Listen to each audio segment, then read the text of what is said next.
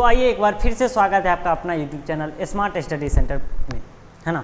तो आज हम लोग देखने वाले हैं बहुपद के शून्यक के बारे में, है ना। शून्यक दिया हो तो उसके शून्यकों का योग और गुणनफल कैसे निकालेंगे। कुछ ऑफिस इसको जो है कि आपको एक नंबर में डायरेक्ट पूछ दिया जाता है ना। तो आइए हम लोग देखते हैं कि द्विघात बहुपद x³ x² plus bx plus c का शून्यक अल्फा और बीटा हो तो शून्यकों का योग फल कैसे निकालेंगे। शून्यकों का योग मतलब जोड़ कैसे निकालेंगे। अल्फा बीटा इसका शून्यक है तो अल्फा प्लस बीटा कैसे निकालेंगे और वो क्या होगा।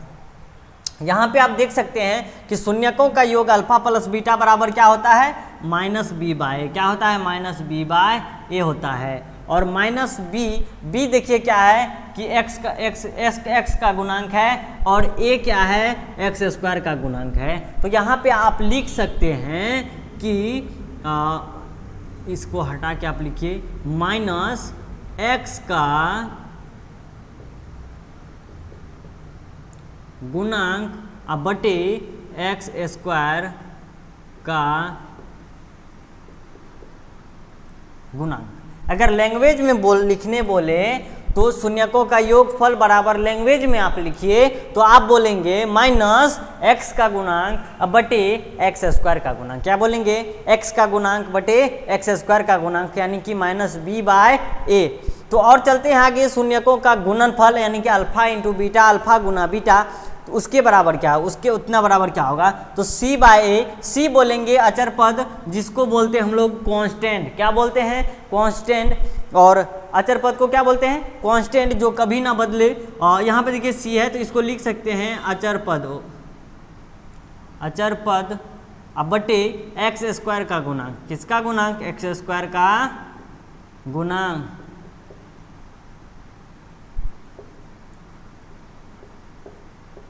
है ना।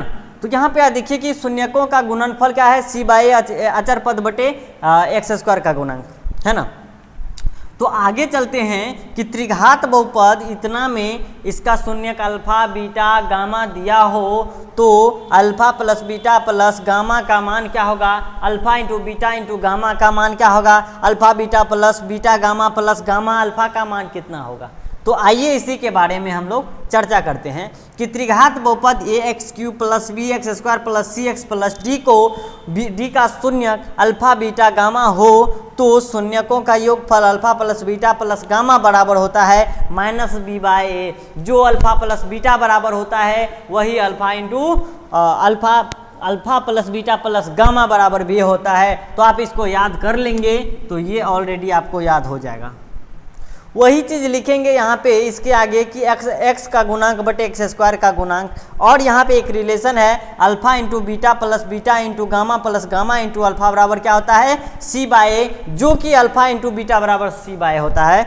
उसके बाद देखेंगे शून्यकों का गुणनफल alpha into beta into gamma बराबर क्या होता है, माइनस डी बाय ए अचर पद बटे x² का गुणांक। यहाँ तक क्लियर हो गया हो तो आप एक देखेंगे कि विभाजन एल्गोरिथम के अनुसार बहुपद px शून्यक बहुपद gx, शून्यक बहुपद क्या है कि px और gx जो है कि इसका एक रिलेशन होता है, gx qx और rx का रिलेशन होता है। उसका रिलेशन है px बराबर gx गुना qx प्लस rx। ये जो है कि डायरेक्ट आपको एग्जाम में ऑब्जेक्टिव के थ्रू पूछ सकता है ना। gx दे देगा, px दे देगा और rx दे देगा। इसके में या तो px, इसमें से क्या है 1 2 3 चीज, 4 चीज दिया हुआ है, 4 है px gx और qx और rx। तो इसमें से 3 चीज दे देगा, बोलेगा चौथा निकालिए, है ना। तो इस तरह से आप ये रिलेशन को याद रखेंगे। क्या करेंगे, ये जो रिलेशन दिया हुआ है ना इसके, तो इसको याद रखना है। मतलब कि कौन भाई है, कौन पापा है, कौन मम्मी है, कैसे कैसे रिश्ता है, इसको याद रखना है ना।